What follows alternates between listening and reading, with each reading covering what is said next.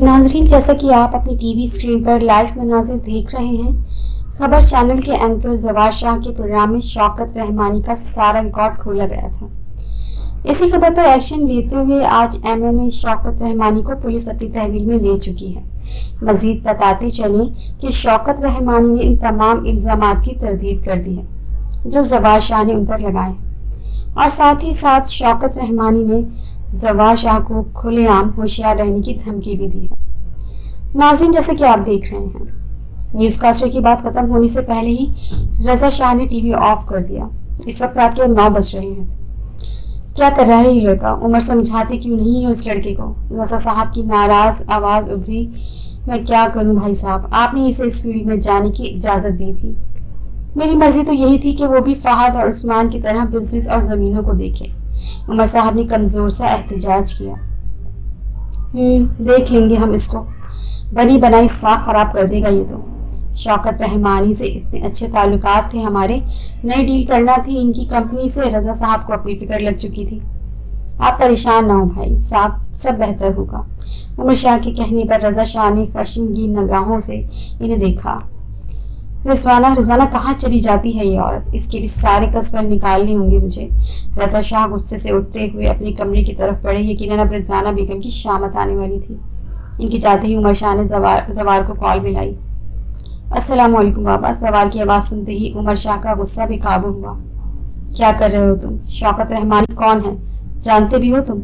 अभी माफ़ी मांगो उससे, बंद कराओ इसका केस। बाबा, मैं अच्छी तरह जानता हूँ वो कौन है, लड़कियों की स्मगलिंग करने वाला स्मगलर। और आप मुझसे क्यों पूछ रहे हैं? जब पहले दिन ही ये तय हो चुका था कि आप लोग मेरे किसी भी काम पर आर्ग्यू नहीं करेंगे, तो अब ये क्या है? जवार की झंझलाती आवाज़ मोबाइल से उभरी। जवार शाह, तुम्हें इजाज़त दी है तो इसका मतलब ये नहीं कि तुम शाहों का मजाक बनाओ। उमर शाह का लहजा दो टोक था। मुझे आप कुछ सख्त कहने पर मजबूर ना करें बाबा, मैं अपना काम अपनी मर्जी से करता हूँ। आप कुछ भी कहें। जवार ने इनकी किसी बात का असर नहीं लिया। तुम्हारे यही हालात रहे तो मैं तुम्हें घर से निकालने में देर नहीं करूंगा। फहद और उस्मान भी तो शरीफों की तरह रह रहे हैं, तुम्हें क्या तकलीफ है? उमर शाह ने अपना आखिरी तीर आजमाया। मास्टर बाबाजान, मैं इन नाम निहाद शरीफों की तरह नहीं हूँ जिनके दिन तो रोशन हो और रातें तारीख से भी तारीख। और जहाँ तक रही घर से निकालने की बात, तो मैं अपना अपार्टमेंट ले चुका हूँ। आप जब चाहें मुझे निकाल सकते हैं। अल्लाह हाफिज। जवार ने अपनी बात खत्म करके फोन काट दिया। उमर शाह गुस्से से खौलते रह गए। इनका ख्याल था वो जवार को खुद ही मनाकर भाई साहब के सामने नंबर बना लेंगे, लेकिन आगे भी जवार शाह था जिसने इनकी एक भी नहीं चलने दी थी। अम्मा, ये आपके चेहरे पर निशान कैसा है? मीरम जो नाश्ता करने आई थी, माँ का चेहरा देखकर हैरान रह गई। वॉशरूम में गिर गई थी तो चोट लगी है। रिजवाना बेगम ने नजरें चुराई। अम्मा, आप मीरू की बात रजा साहब को आते देखकर अधूरी रह गई। सलाम बाबाजान। मीरम ने किस दिल से इन्हें सलाम किया था ये वही जानती थी। वालेकुम सलाम। नाश्ता कमरे में ले आओ। रजा शाह मीरम को जवाब देकर रिजवाना बेगम को नाश्ता लाने का कहकर कमरे की तरफ चली गए। मीरम ने एक दफ़ा फिर माँ का चेहरा देखा। वो कोई छोटी बच्ची नहीं थी जो गिरने की और मार खाने की वजह से आई चोट में फर्क ना कर सकती हो। इसका दिल कट कर रह गया था।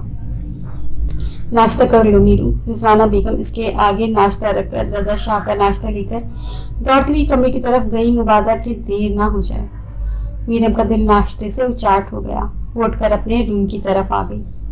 अपने कमरे से निकलते जवार शाह को देखकर इसके माथे पर शिकने उभरी। जवार भी उसे देख चुका था, सो रुक गया। तुम मेरे कमरे में क्या कर रहे थे? मीरम ने आईब्रो झुकाकर पूछा। तुम्हारा कमरा ना हुआ व्हाइट हाउस हो गया, जहाँ मेरे जैसा गरीब बंदा जा नहीं सकता। जवार ने तंज किया। बहस करने का मूड नहीं है मेरा, सीधी तरह बताओ क्या करने आए थे? मीरम ने बात ना बढ़ाई। मोहतरमा, आपसे पूछने आया था कि कॉल दोबारा तो नहीं आई। जवार ने आने की वजह बताई। ओह नहीं, जब तुमने उसे धमकाया होगा तो अब वो क्यों करेगा कॉल? मीरम की बात पर जवार के चेहरे पे मुस्कुराहट आई। तुम्हें क्या पता हो क्या करना पड़ा उसके साथ? जवार ने ज़ेरे लब कहा। मीरम सुन ना पाई। क्या कहा? मीरम ने सवालिया अंदाज में देखा। कुछ नहीं, ओके चलता हूँ। जवार बार मुकम्मल करके सीढ़ियों की तरफ बढ़ा। मीरम सर झटककर अपने कमरे की तरफ चली आई। जबकि जवार सोच रहा था मीरम को ट्रेसर का पता ना ही चले तो बेहतर है। अगर उसकी गैर मौजूदगी में जवार एक छोटा सा ट्रेसर उसकी पाउच जो वो रोज़ाना इस्तेमाल करती थी के अंदर अंदरूनी हिस्से तक तरफ लगा आया था। जवान ने अपनी तरफ से उससे कॉल वाले आदमी को सबक तो सिखा दिया था, लेकिन वो फिर भी कोई रिस्क नहीं लेना चाहता था। उस्मान यानी किंजा तो पीछे ही पड़ गई है। फहद शाह ने उकताए हुए लहजे में उस्मान के पास बैठते हुए कहा। इस वक्त तो दोनों अपने आबाई डेरे पर बैठे हुए थे। क्या है फादी, तुझे बोला भी था कि आजकल हाथ हौला रख। पहले उस नियाजी से जान छूटी है इतनी मुश्किल से, अब तो नए चक्करों में पड़ गया है। उस्मान झंझलाया। बस यार किंजा चीज ही ऐसी है, सबर ही नहीं हुआ। तू भी देखेगा ना तो हैरान रह जाएगा, खुदा ने भी कैसी कैसी खूबसूरती पैदा की है। फहद तसव्वुर में ही किंजा को देखने लगा। अच्छा, तू अपना काम तो तुम कर चुके हो, अब क्या लेना देना। उस्मान की बात पर फहद के लब मुस्कुरा उठे। यार वो पागल कहती है मेरी इज्जत खराब की है तो अब मुझसे शादी करो। बेवकूफ, और मैं सोच रहा हूँ पीस अच्छा है, शौकत रहमानी को डिलीवर कर दूँ। रातों रात नई डील्स मिल जाएंगी, सांप भी मर जाएगा और लाठी भी नहीं टूटेगी। फहद की मकरू हंसी गूंजी। मत भूल शौकत रहमानी एक रात जेल रह के आया है, वो भी अपने जवार शाह की वजह से। इतनी जल्दी तो वो हमसे ताल्लुकात बहाल नहीं करने वाला। उस्मान ने सोचते हुए फहद को देखा। तुम फिक्र क्यों करते हो यार, मैं हूं ना। बस ये किंजा वाला किस्सा भी खत्म हुआ, फिर शौकत रहमानी को कोई फ्रेश पीस देंगे। फहद शाह की बात पर उस्मान शाह भी मुस्कुरा उठा। बड़ा खबीस है तू, उस्मान ने मुस्कुराते हुए फहद को दाद देती नजरों से देखा। सारा दिन मेरे कमरे में बंद रही, कोशिश के बावजूद दोबारा नीचे नहीं जा सकी। हिम्मत ही नहीं हो पाई माँ को इस हाल में देखने की। और जवार शाह कहता है मुझे एतबार दो। सारे मर्द एक ही खेत की मूली होते हैं, औरतों को नौकरों से भी बदतर समझने वाले। एक मेरा भाई है जो आए दिन लड़कियां बदलता रहता है, लेकिन कोई उसे कुछ नहीं कहता। और एक उस्मान भाई है, फहद के हर काम के राजदार। शाहों के सब मर्द एक जैसे हैं। रात के खाने के वक्त मीरम कमरे से निकलकर किचन में आई। घर में शायद मर्द हजरात में से कोई नहीं था, इसलिए बाकायदा टेबल नहीं लगा था। मेरे खाना निकालूं तुम्हारे लिए, मारिया चची ने उसे देखते पूछा। नहीं चची, मैं खा लेती हूँ। अम्मा कहाँ है? इसने नजरें नीचे करके माँ का पूछा। इन्हें खाना खिलाकर मेडिसिन देकर अभी सुलाया है। आज कोई पार्टी थी शायद, तो सब मर्द हजरात घर नहीं है। मारिया चची ने पिछली बात के असर को जाहिर करने के लिए अगली बात छेड़ी। मैं अम्मा को देख के आई। मीरम माँ के कमरे की तरफ बढ़ी। रिजवाना बेगम आंखें मूंदे बेड पर पड़ी थी। इनके चेहरे पर निशान वैसे ही मौजूद था। मीरम की आंखों में आंसू आने लगे। वो भागकर वापस रूम की तरफ आई। वॉशरूम जाकर जी भर कर रोने के बाद दोबारा किचन में आई, जहाँ जवार बैठा खाना खा रहा था। मारिया चची शायद अपने कमरे में चली गई थी। जवार जो रगबत से खाना खा रहा था, मीरम को देखकर चम्मच प्लेट में रख दिया। मीरम अपना खाना निकालने लगी। बंदा थोड़ी तमीज ही सीख लेता। जवार ने मीरम की खामोशी पर तंज किया। सारी तमीज तो शाह खानदान के मर्दों ने ले ली है, अब हम औरतें बेचारी तमीज के बिना ही रहेंगी ना। मीरम ने साफ बराबर करना चाहा। जी नहीं, शाह खानदान की औरतें एक को निकालकर बाकी सब काफी तमीजदार वाकया हुई हैं। अब कुछ लोगों का ऊपर वाला पोर्शन खाली हो तो इसमें मुझ जैसे मासूम लोगों का क्या कसूर है। जवार ने चेहरे पर मासूमियत सजाई। मेरे से फजूल बात ना करो। मीरम ने चावल निकालते हुए प्लेट आगे कर उसे वार्न किया। तुम्हें कुछ हुआ है? इसके पलटने पर जवार की नजरें उसकी लाल आंखों और चेहरे पर पड़ी। नहीं। मीरम ने चावल उठाकर किचन से जाने लगी, जब जवार ने एकदम से उसके आगे आकर रास्ता रोका। क्या तकलीफ है? मीरम ने खा जाने वाले अंदाज में उसकी तरफ देखा। यही मैं पूछना चाह रहा हूँ कि क्या तकलीफ है जो ऑलरेडी खराब चेहरे को फिर से खराब किया हुआ है। जवार ने उसके लहजे में जवाब दिया। तुम लोगों जैसे मर्द जब तक जिंदा है ना, तब तक हम जैसी औरतों का यही हाल होना है। कभी कभी मैं सोचती हूँ कितने आज़ाद हो ना तुम लोग, जिंदगी के हर मकाम पर अपनी मर्जी करने वाले, अपनी जिंदगी जीने वाले, और दूसरी तरफ हम लड़कियां हैं घुट घुट कर मरने वाली। मीरम के लहजे में खुद तरसी थी। इसे अपनी माँ की हालत ने अंदर से तोड़ कर रख दिया था। बेशक दुनिया के सारे दुख, दर्द और तकलीफें एक तरफ, और माँ की आंख में आने वाले आंसू की तकलीफ एक तरफ होती है। जवार इसकी बात पर हौले से मुस्कुराया। काश ऐसा ही होता है, लेकिन हकीकत इससे कोसों दूर है। हम भी रिवायतों के मारे हुए मर्द हैं, हमें भी बहुत सी बातें तकलीफ देती हैं, लेकिन फ़र्क ये कि हम औरतों की तरह अपना दुख बाहर नहीं निकाल सकते। हमारे दुखों का कब्रिस्तान हमारे दिल में ही होता है। वो दर्जन का दुख हम इजहार नहीं कर सकते, वो हमारी मजबूती बन जाते हैं। फिर हम आने वाली जिंदगी के हर दर्द को बर्दाश्त कर लेते हैं। जवार शाह ने अपनी तरफ से इसे मुतमईन करना चाहा। बड़ी बातें सीख ली हैं तुमने जवार शाह, लेकिन कभी ये ख्याल नहीं आया कि इस घर के हालात बदल सको? या तुम्हें भी तो औरतों के इस हाल को देखकर खुशी होती है? मीरम ने अगला तीर फेंका था। मीरम शाह, क्यों खुद को हल्कान करती हो इतना सोच सोच कर? नाजुक सी हो, क्यों दिलो दिमाग पर इतना जोर डालती हो? अल्लाह पे छोड़ दो सब, इंशाअल्लाह बेहतर करेगा।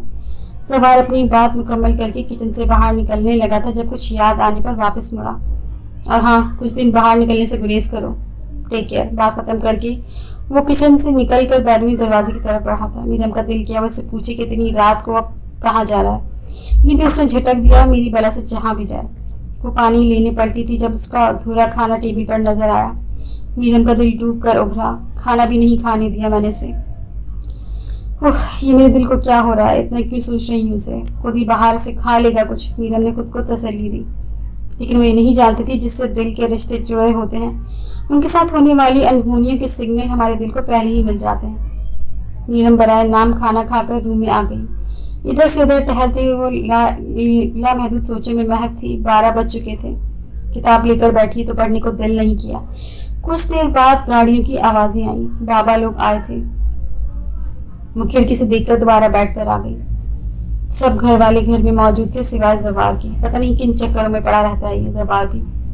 हद हो गई, ये भी कोई टाइम है घर से बाहर निकलने का? मैं इसके बारे में क्यों सोच रही हूँ? मेरी बला से जब मर्जी आए। उसने अपनी सोचों को डांटा और कंबल ओढ़कर लेट गई। करवट पे करवट लेने पर भी नींद नहीं आई। दिल की हालत अजीब हो रही थी। उसने वॉल क्लॉक की तरफ देखा। घड़ी रात का 1:30 बजा रही थी। वो खिड़की में आकर खड़ी हो गई। पहले तो कभी जवार इतना लेट नहीं आया था। अल्लाह खैर करे आज। वो खिड़की में ही खड़ी थी जब मोबाइल बजा। मीरम दौड़कर मोबाइल तक आई। जवार की कॉल थी। उसने फौरन पिक की। हेलो। मीरम, चौकीदार को बोलो गेट खोले, मैं गेट पर हूँ। वो अपने कमरे से फर्स्ट एड बॉक्स ले आना जरा।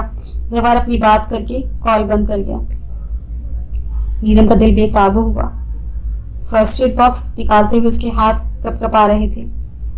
बॉक्स लेकर वो लाउंज क्रॉस करती चौकीदार के केबिन तक आई। शरफू चाचा, चौकीदार सो रहा था। मीरम की आवाज़ पर फौरन आंखें खोली। जी बीबी, क्या हुआ? शरफू चाचा फौरन खड़ा हुआ। दरवाज़ा खोले। जवार बाहर खड़ा। मीरम के कहने पर चौकीदार ने पहले हॉल से बाहर देखा। जवार की मौजूदगी की यकीन दहानी करके फौरन दरवाज़ा खोला। जवार अंदर आ गया। उसने बाजू पर हाथ रखकर खून को रोकने की नाकाम कोशिश की थी। जवार, ये मीरम खून देखकर बौखला गई। कुछ नहीं हुआ, कूल डाउन मीरम, जवार ने उसे तसल्ली देते हुए कहा। जवार, शरफू चाचा, ये खून साफ कर दीजिएगा। अभी कुछ स्ट्रीट क्रिमिनल्स मिल गए थे तभी ये हुआ। आप प्लीज किसी से जिक्र न कीजिएगा। और मीरम, तुम आओ मेरे साथ। जवार चौकीदार को हिदायत देता मीरम को साथ आने का कहकर अपनी रूम की तरफ चला आया। मीरम कुछ देर शॉक सी वहीं खड़ी रही और फिर दौड़कर जवार के कमरे में आई। जवार बेड पर बैठा था। बहुत सोचते हो तुम, जवार ने उसे देर से आने पर घर का। जवार, ये क्या है? मीरम अभी तक सारी सिचुएशन को कबूल नहीं कर सकी थी। इसे खून कहते हैं। इससे पहले कि ये मजीद निकले, अपने डॉक्टरी का शौक पूरा करो मुझ पे। तुम्हारे शौक को पूरा करने के लिए मैं किसी हॉस्पिटल नहीं गया। जवार ने नॉर्मल तरीके से बात की, लेकिन इसकी जर्द पड़ती रंगत और चेहरे के जाविये बता रहे थे कि वो बहुत तकलीफ में है। मीरम ने हर सोच को पशे पुस्त डाला और जल्दी से फर्स्ट एड खोला। बैंडेज का सामान निकालकर उसके करीब आई। शर्ट का बाजू एक जगह से फटा हुआ था। मीरम को अंदाजा हो रहा था कि उसे गोली लगी है। उसने उसकी शर्ट का बाजू उतारा और ब्लड साफ करने लगी। वो 3 माह अपनी खाला के पास रहकर आई थी जो डॉक्टर थी। मीरम को शुरू से ही मसीहाई का शौक था, लेकिन कुछ वजूहात की बिना पर वो MBBS नहीं कर पाई। इसलिए वो रोज उनके साथ हॉस्पिटल चली जाती। हॉस्पिटल उनका जाती था। वो 3 महीने में काफी कुछ सीख चुकी थी। तभी महारत से जवार का जख्म साफ कर रही थी। गोली बाजू के ऊपरी हिस्से को छूकर निकली थी, सो ज्यादा परेशानी की बात नहीं थी। किसी के जख्म पर ट्रीटमेंट करना और बात थी, लेकिन खुद से जुड़े इंसान की तकलीफ महसूस करते हुए ट्रीटमेंट देना और बात थी। इसलिए बैंडेज करते हुए उसके हाथ मुसलसल कपकपा रहे थे। जवार का चेहरा भी काफी जर्द था। बैंडेज मुकम्मल करने पर वो मुड़िया और जवार की अलमारी से दूसरी शर्ट पकड़कर उसे दूसरे हाथ में थमाई। जवार खामोशी से उठकर वॉशरूम तक गया और शर्ट चेंज करने लगा। चेंज करने में उसे काफी मुश्किल हो रही थी। वो मीरम को आवाज देते देते रुक गया। वो पहले ही काफी परेशान थी, सो उसने दर्द को झटकते हुए शर्ट चेंज की और कमरे में आया। मीरम फर्श साफ कर रही थी। जहां जहां खून लगा था वो कपड़े से साफ कर आई थी। जवार को बेसाख्ता उस पर प्यार आया। मीरम अपना काम करके वॉशरूम में गई। थोड़ी देर बाद वो हाथ धोकर वापस कमरे में आई। मैं गर्म दूध लेकर आती हूँ, मीरम कहते हुए किचन में आई। दूध गर्म किया और कमरे में आकर फर्स्ट एड से पेन किलर निकालकर जवार की तरफ मुड़ी, जो बेड से टीक लगाए नीम दराज था। जवार, पेन किलर ले लो। मीरम की आवाज़ पर जवार ने आंखें खोली। पेन किलर लेकर दूध का ग्लास पकड़ा। ग्लास वापस पकड़ाते हुए इसकी नजरें मीरम के चेहरे पर पड़ी। इसका चेहरा सुर्ख हुआ था, आंखें रोने की वजह से लाल हो रही थी। यकीनन वो दूध गर्म करते हुए रोई थी। ग्लास को वापस पकड़ने के लिए मीरम का हाथ आगे बढ़ा था। जवार ने इसका हाथ पकड़ते हुए पास बैठाया। रो क्यों रही हो? जवार के सवाल पर मीरम की आंखें फिर से भर आईं। अच्छा, तो मिसेस मीरम शाह जवार शाह के लिए परेशान हो रही। जवार के तकलीफ ज़दा चेहरे पर हल्की सी शरारत थी। मीरम ने अपना बाजू छुड़ाया। अच्छा देखो, मैं बिल्कुल ठीक हूँ। तुमने खुद देखा ना, गोली बस बाजू को छू कर गुजरी है। I am perfectly all right, जवार ने मुस्कुरा कर कहा। और अगर गोली कहीं और लग जाती तो? मीरम बात पूरी करने से पहले ही रोने लग गई। तो तुम्हारी जान छूट जाती, जवार ने इसकी हल्के फुल्के अंदाज में कहा। लेकिन मीरम ने जिन नजरों से उसे देखा, उसने फौरन अपना बयान बदला। मेरा मतलब था इतनी जल्दी तुम्हारी जान नहीं छोड़ने वाला। और यार, ये क्या तुम कमज़ोर लड़कियों की तरह रो रही हो? मीरम शायद इतनी कमज़ोर तो नहीं है। तुम तो मेरा हौसला हो, मेरा यकीन हो, हर मुश्किल वक्त में मेरे साथ खड़ी होने वाली हो। यूँ रो कर क्यों परेशान कर रही हो मुझे? जवार ने बेबसी से कहा और हाथ बढ़ाकर इसके आंसू साफ करने लगा। क्या हुआ था? मीरम इसका हाथ हटाकर खुदा आंसू साफ करते हुए पूछा। गोली लगी थी, जवार ने मीरम को तपाना चाहा। नजर आ रहा है, मुझे ये बताओ किस तरह लगी? मीरम ने दांत पीसे। यार, शौकत रहमानी जैसे बंदे पे हाथ डाला है, इतना तो होना ही था ना। जवार ने साइड टेबल से मोबाइल पकड़ा। जवार, तुम ये जॉब छोड़ दो। मीरम कुछ देर की खामोशी के बाद बोली तो जवार ने झटके से सर उठाकर उसे देखा। मीरम, ये सिर्फ जॉब नहीं, मेरा पैशन है। जवार शायद इतना कमजोर नहीं कि इन धमकियों से डर जाए। और मीरा, मैं तुमसे इस बात की तवक्को नहीं कर रहा था। आज तो ये बात बोल दी है, अगली दफा सोच समझ के बोलना। जाओ, अब काफी टाइम हो गया, सो जाओ। जवार खराब मूड के साथ फिर सेलफोन की तरफ मुतवज्जा हो चुका था। मेरा ये मतलब नहीं था जवार। मीरम रुहान सी हुई। ओके, जाओ अब, जवार ने सपाट अंदाज में उसे जाने का बोला। मीरम एक नज़र उसे देखकर कमरे से निकल गई। उसके जाते ही जवार ने मोबाइल साइड पर रखा और सोचने लगा, अगर उसे ये बता देता कि उस हमले में उसका बाप भी मुलविस है तो उसका क्या रिएक्शन होगा। वो सोचते सोचते सो गया। ये घर से निकलने से पहले की बात थी, जब उसके प्रोड्यूसर ने कॉल करके इसे एहतियात से रहने का कहा था। वो चाहता था कि आज वो घर ही में रहे, लेकिन जवार को इम्पोर्टेंट काम था। बार बार कहने पर भी जब उसने बात ना मानी तो वो प्रोड्यूसर ने उसे एक ऑडियो सेंड की, जिसमें उसके अपने जान से प्यारे ताया अब्बा शौकत रहमानी को हिदायत दे रहे थे कि वो जवार पर हमला करवाए, लेकिन उसे ज़्यादा नुकसान भी ना हो, ताकि वो डर कर शौकत रहमानी का केस मजीद ना उछाले। कुछ देर तक वो बोलने के काबिल नहीं रहा था। तायाजान उसको नुकसान पहुंचाने की बात कर रहे थे। थोड़ी देर बाद उसने प्रोड्यूसर को तसल्ली दी और ऑफिस चला गया। दिमाग अभी तक भी यकीनी की कैफियत में था, इसलिए 2 घंटों का काम ज़्यादा हो गया। वो 1 बजे ऑफिस से निकला था। घर से थोड़ी ही दूर था जब एक मोटरसाइकिल सवार तेजी से इसकी गाड़ी को फायरिंग का निशाना बनाते हुए गुजर गया। हमला अचानक था, गोली उसके बाजू को छू के गुजरी थी। गाड़ी को भी ज्यादा नुकसान नहीं पहुंचा था। हाँ, बस दिल में मौजूद तायाजान के मकाम को जरूर नुकसान पहुंचा था। वो इस बात को मीडिया पर छालना नहीं चाहता था, इसलिए हॉस्पिटल के बजाय मीरम को कॉल की। किंजा, तुम मुझे इसी होटल में मिलने आ सकती हो जहां हम पहले मिले थे? बादशाह रात को तारीकी में अपने मंसूबे की कामयाब बनाने की कोशिश में था। क्या यार, अच्छा ठीक है, बस ये मुलाकात कर लो, फिर मैं तुमसे कोर्ट मैरिज कर लूँगा। दूसरी तरफ से कुछ कहा गया था, जिसके जवाब में फहद ने चिड़िया को चौंका डाला। मुझे पता था तुम मेरी कोई बात नहीं टाल सकती। Love you sweet heart. अच्छा, फिर कल मिलता है। बादशाह की कॉल बंद होने के बाद अपनी कामयाबी पर सरशारी से मुस्कुराया। किंजा मैडम, तुम्हारा पत्ता भी साफ होने वाला है। मकरू लहजे में बोलता वो शैतान का दूसरा रूप लग रहा था। रात को देर से सोने की वजह से वो सुबह भी लेट उठी थी। कल उसका फर्स्ट पेपर था। वो कसलमंदी से उठी और फ्रेश होने चली गई। फ्रेश होकर कमरे से बाहर निकली तो उसको सामने ही नजर नाश्ता करते जवार पर पड़ी। रात का मंजर उसकी आंखों के सामने आ गया। उस वक्त इसने फुल बाजू वाली शर्ट पहनी हुई थी, इसलिए से कम छुप गया था। उसके साथ ही चच्ची जान बैठी हुई थी जो उसे ज़बरदस्ती नाश्ता करवा रही थी। मीरम पर नज़र पड़ते ही चच्ची उठ खड़ी। मेरी शहजादी आ गई है, तुम बैठो, मैं नाश्ता लेकर आती हूँ। वो मीरम को डाइनिंग टेबल पर बैठाकर किचन में चली गई। जवार का फुल फोकस नाश्ते पर था। मीरम को अंदाजा था वो रात को उसकी दुखती रग पर हाथ रख चुकी है। हाथों को मसलते हुए उसने जवार को देखा। जवार, मीरम की आवाज़ पर उसके अंदाज में कोई तब्दीली नहीं आई। हाँ, जख्म कैसा है? मीरम ने आहिस्तगी से पूछा। ठीक है, तो भी जवाब आया। कुछ देर खामोशी छाई रही। जवार, आई एम सॉरी, मीरम ने नजरें झुकाकर कहा। किस बात के लिए? उसने अनजान बनने की कोशिश की। रात वाली बात के लिए। मुझे तुम्हारी जॉब छोड़ने की बात नहीं करनी चाहिए थी। मीरम ने खुले दिल से अपनी गलती का एतराफ़ किया। इट्स ओके, लेकिन एक बात याद रखना, ये जॉब सिर्फ जॉब नहीं है, ये मेरा जुनून है। इसी की वजह से मेरा नाम तुम्हारे नाम के साथ जुड़ा। अगर मैं इसके लिए रिश्ता बना सकता हूँ तो मुझे तोड़ने में भी कोई वक्त नहीं लगेगा। किसी भूल में ना रहना कि तुम्हारी खातिर मैं इस जॉब को छोड़ दूंगा। मेरी ज़िंदगी में सबसे पहला मेरा शौक़ आता है, बाकी चीज़ें सानवी हैं। जवार मजबूती से अपनी बात मुकम्मल करके चला गया। मीरम ख्याली नजरों से उसे देखती गई। यानी ये तो तय था, शाह खानदान की औरतों के नसीब में हमेशा मर्द की जूती बन के रहना था। जो हाल उसकी माँ का था वही उसका हाल होना था। वो मजीद इधर उधर नहीं बैठ सकती थी। आंसू बेइख्तियार थे। वो वापस अपने कमरे में आ गई।